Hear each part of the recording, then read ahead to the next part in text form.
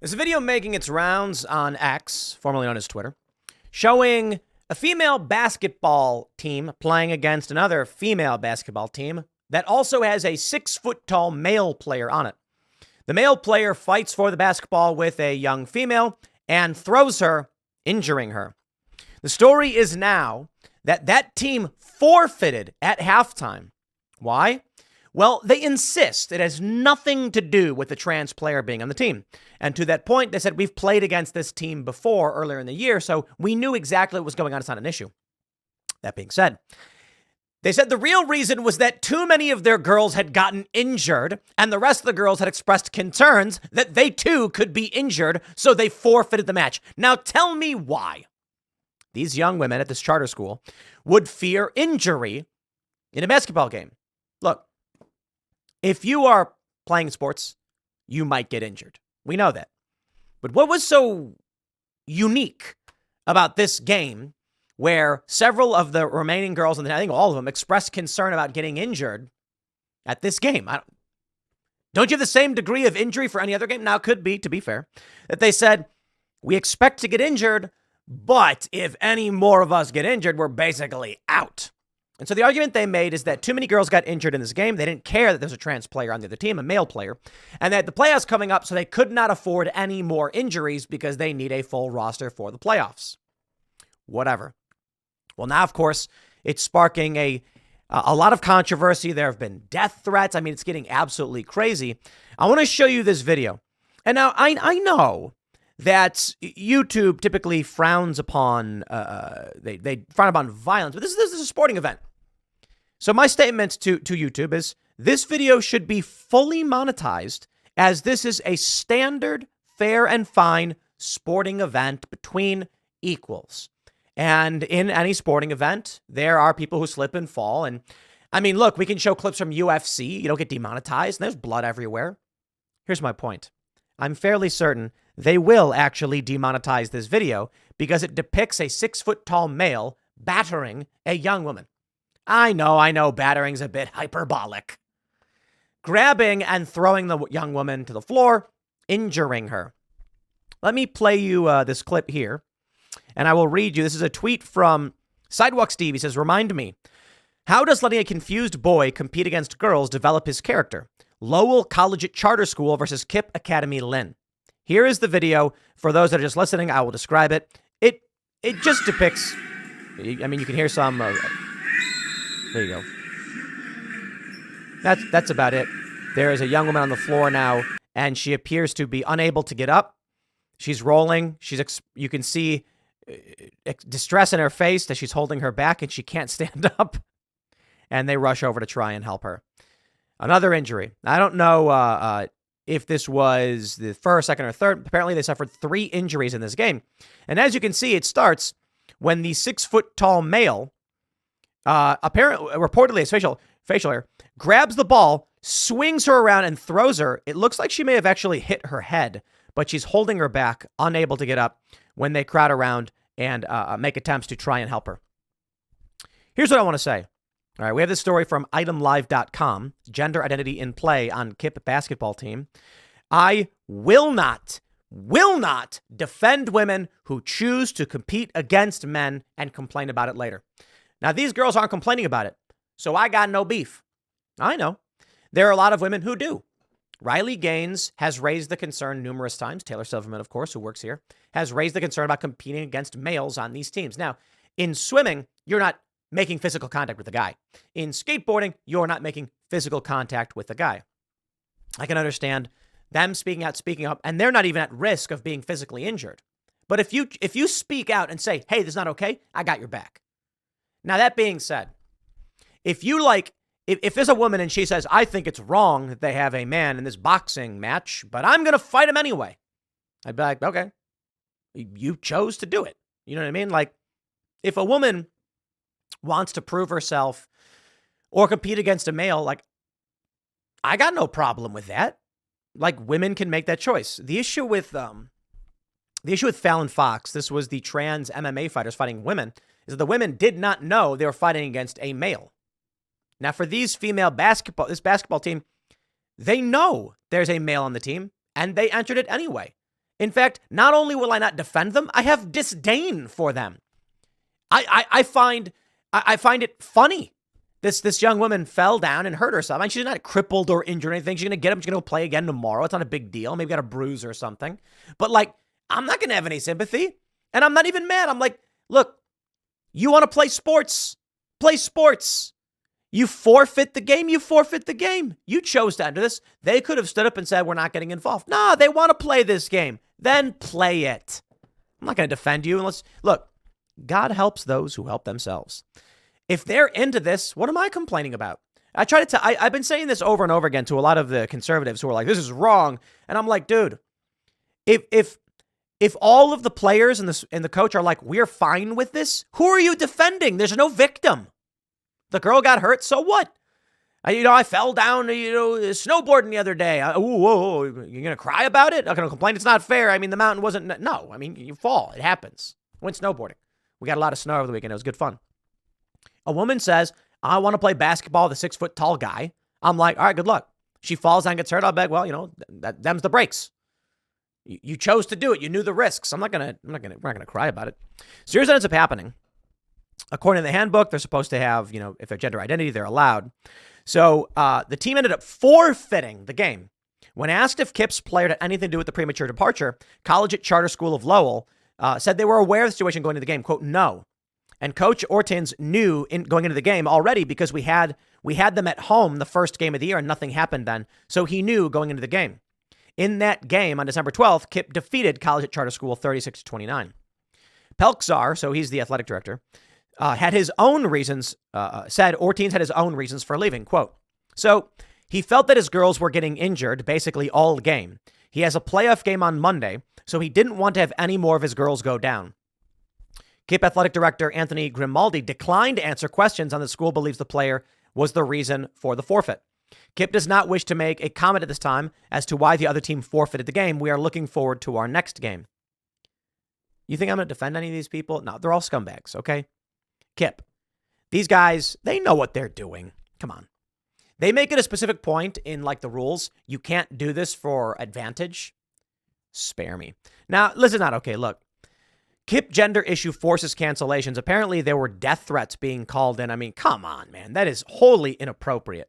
I like to mock and deride and let them do whatever they want. It's a free country. You can choose to do what you want to do. These girls don't got to play the game. And then you argue, but then there's no sporting league for them. Make one. Do what you got to do. We're going to be setting up a series of contests. We've been talking about this for a year, but the Boonies is under construction. It's under skateboarding venture. We're going to do contests, and we're going to have a male division and a female division. There's no discrimination there. If someone signs up as a male or female, you can choose where you want to go. Which one are you? And if there is someone who is transgender, well, we're not doing men's and women's. We're doing male and female divisions. So if you're a trans woman, you go in the male division. And good luck to you. You compete against the males and the female against females. We're not doing any gender testing or anything like that. Testosterone testing. Nah, none of that. You compete the way you want it, You choose. And we'll navigate this, but we're going to do our own contest series. That's how we'll do it. This is inappropriate to call in death threats. That shouldn't be. I think there should be lawsuits. I think there should be challenges to this. I think if the girls got injured, they should be suing. Now, I want to pull up this right here. This is a bit from Jeff Dye. He's hilarious, but he is wrong. He has this clip where he says, sports is the only place we'll never see a diversity initiative. And I get the point he's making, but he is entirely wrong. Let me play the clip for you. I believe the audio is on. Let's go.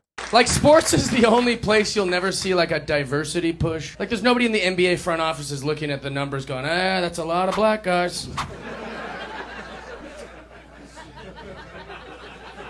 Seems like it's dominantly black guys. That's how you get a black guy to hate diversity. Just put 5 white guys per NBA team. I'm going to pause right there. Again, Jeff's a funny guy. He has a really funny bit where he's like, what do you say? I can't say I'm a Trump supporter just because I voted for him twice and think he's really cool. Yeah, that's a good one. That's really funny. But Jeff, I get the joke. The problem is, the premise is wrong. It's funny. It's like, diversity will never come to basketball because they're mostly black. Yet diversity didn't come to Black Panther. Okay, either of them. They were a predominantly black cast. And, it's fine. It's a movie about Africa. I'm not crying about it. But they called it diversity, okay?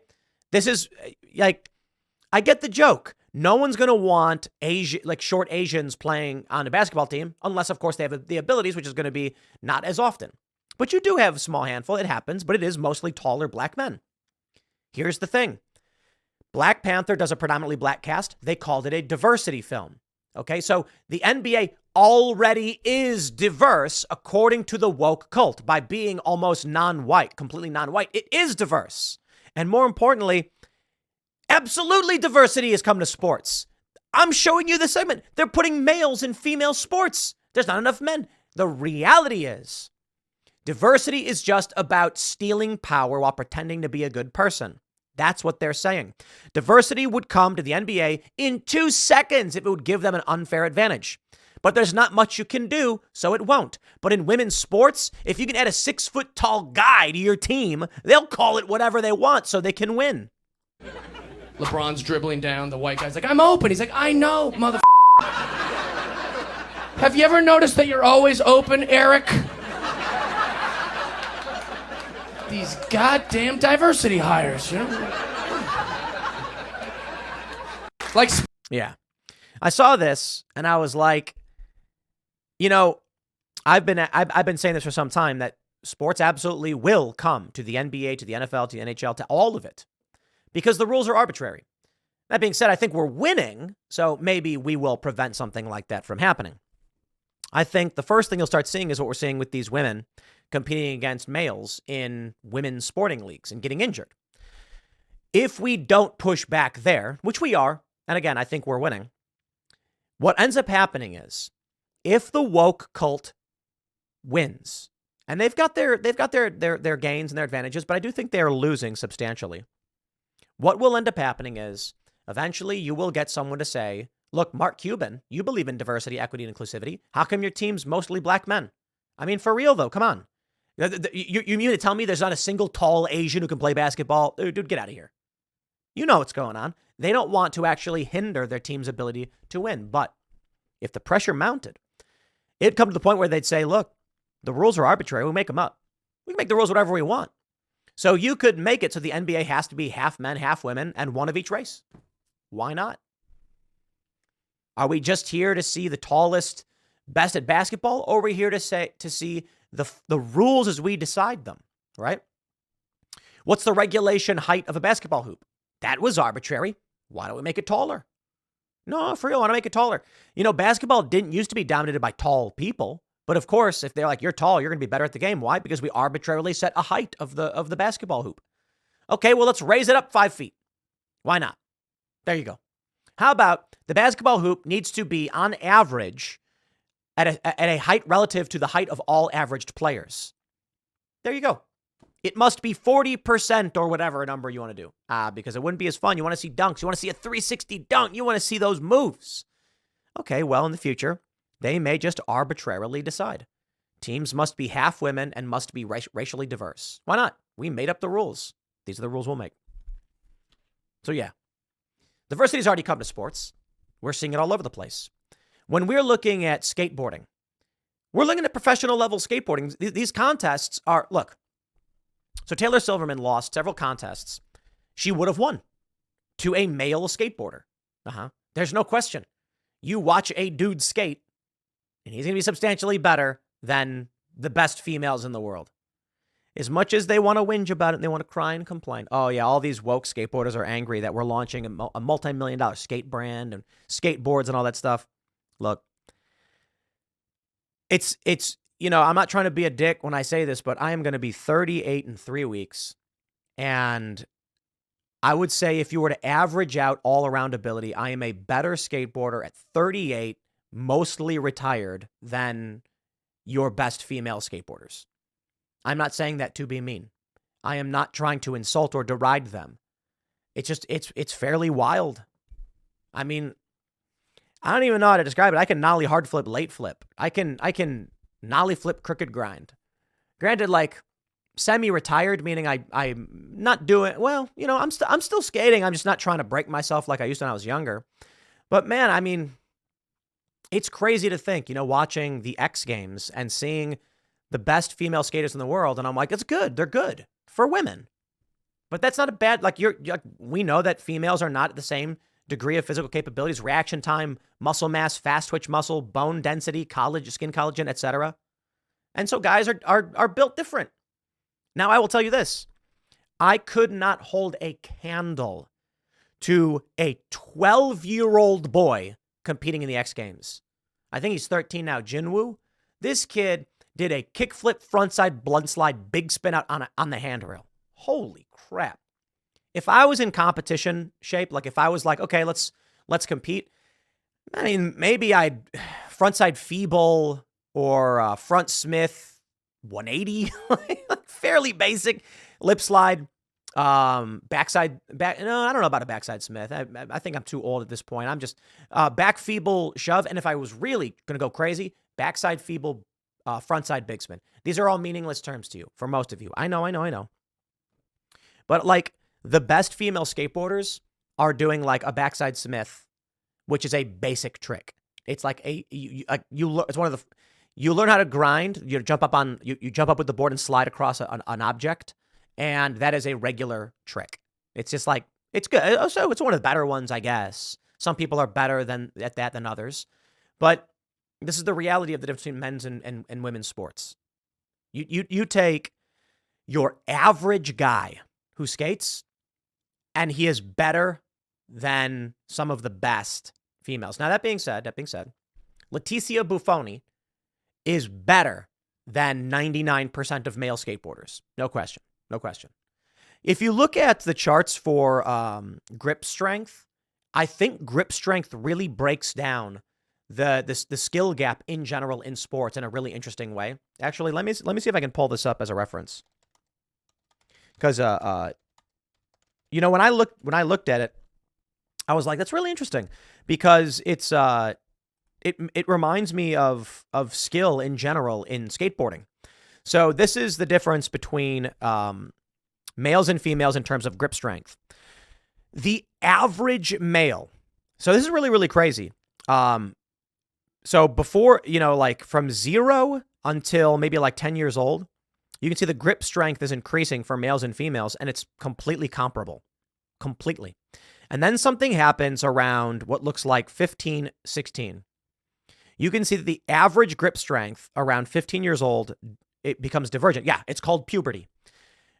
Girls stop around 50 kilograms grip strength and average out, whereas males go double. Now take a look at this. This means, on average, the average male has stronger grip strength than the strongest female, right here. So we're looking at peak capabilities, which is 24. Makes sense, right? Actually, it looks like, 24 to 28. You have, I'll describe it for people who are just listening, but for those that are looking or watching, you can see the green circles are individuals and their grip strength, age in years. So around 30 years old, the strongest women appear to be just barely breaching just shy of 100 kilograms, whereas the average male is there. That makes sense to me. And so again, I say there's no disrespect. I'm a big fan. Leticia Buffoni is a fantastic skateboarder. Leticia Buffoni is better than your average, but the majority of the skateboarders. But, it's tough. I don't think Leticia Buffoni could compete against any male in any male competition. Anyone. You set up a local contest at your local park, Leticia Buffoni will be just about on par with the local athletes. And now here's what I mean. The majority of skateboarders are not good at skateboarding. They ride their board around. And so that means Leticia Buffoni is better than 99% of them. Now let's separate out all the average, run-of-the-mill, skate sometimes kind of skaters and go into the core group of athletes who consider themselves to be athletes. Leticia Buffoni is, if you were to rank all athletes, like every male sponsored skater, Leticia Buffoni would be on par with like a local 14-year-old boy who receives free product. I'm not saying that to be mean. I think she's great. Men and women are different, and she is the best. Although I don't know if she's the best anymore. I mean, there's a lot of up-and-comers who are doing really, really well. But you get my point. This is where we're currently at. This idea that you can take a male who on average is stronger than the best female. And look at this. Let's say you cut a male's grip strength in half. On average, he's still going to be at or above the female competition. Bigger hands, more grip strength. I mean, Rogan talked about this 12 years ago. So look, no beef. I ain't trying to be mean to anybody. But there's a reality. That's the reality. So, that being said, man, there's a reason why when, I'm just going to say this too. For whatever reason, there's a reason why, and we know it from the science, if you watch a sporting event, you typically don't see a lot of women. When you're looking at the highest level of a sporting event, it's guys. And it is what it is. And then when you, what's surprising to me is, so I do a lot of things, right? I skate, I play music, play poker, and was snowboarding and skiing for the first time. That was fun. I was I'm better at snowboarding because I've been doing it for a long time, on and off, like not a lot, and because I skateboard. But when I started skiing, I feel like I'll be better. I think it'll be easier for me to ski once I figure it out, and I'm starting to get it. But I totally forgot where I was going with that point. Oh yeah. Poker. This is the crazy thing to me. Men are better than women at poker. Why? Honest question. Why is that? Why are men better at poker? I don't know. Why are men better than women at chess? That one shouldn't make sense, right? Don't ask me. I'm going to tell you. I'm just saying. Statistically, when you look at the numbers, men are better, higher ranking at even chess, and chess is not a physical sport; it's a mental game. And then you have in poker, you have they say poker is a people game played with cards. And so you really got to understand the person you're up against. The cards often don't matter. I love these pros who are like trying to figure out what a person has in their hand. Like, what two cards could they have in this game? It's like, what kind of person is it? You got to know the person. They say there are tendencies, Women in poker tend to call, men tend to raise, which is really simple. Men take more risks. Perhaps it all just comes down to the male greater variability hypothesis. There may be more men that are better at these games, but there are certainly more men that are worse at them too. They just don't play. And so women tend to be more towards the middle. I don't know. I don't. I can certainly just tell you it is silly that men are competing against women. I'll leave it there. Next segment is coming up at 4 p.m. on this channel. Thanks for hanging out, and I'll see you all then.